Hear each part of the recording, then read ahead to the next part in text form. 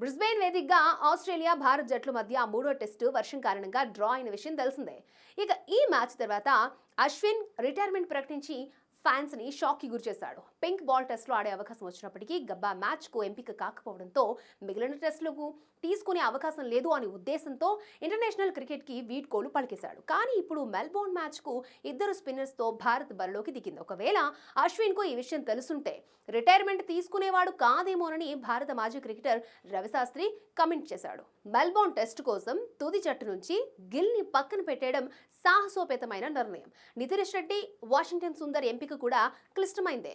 వారిపై నమ్మకంతో మేనేజ్మెంట్ ఈ నిర్ణయాన్ని తీసుకుంది. అయితే ఇప్పటికే జట్టులో జడేజా ఉన్నాడు, ఇప్పుడు సుందర్ని తీసుకుంది. ఒకవేళ అశ్విన్ కు ముందే ఈ విషయం తెలుసుంటే రిటైర్మెంట్ ఇప్పుడే ప్రకటించేవాడు కాదేమో, మరికొంతకాలం ఆడే అవకాశం ఉండేదని రవిశాస్త్రి అన్నారు. ఇక ఈ బాక్సింగ్ డే టెస్ట్ లో ఆసీస్ బ్యాటర్లు చెలరేగారు. బ్యాటింగ్ వరుసలోని టాప్ 4 ఆటగాళ్లు హాఫ్ సెంచరీలు సాధించారు. తొలి రోజు ఆట ముగిసే సమయానికి ఆస్ట్రేలియా 86 ఓవర్లలో 6 వికెట్ల నష్టానికి 311 పరుగులు చేసింది. క్రీజ్ లో స్టీవ్ స్మిత్, ప్యాట్ కమిన్స్ ఉన్నారు.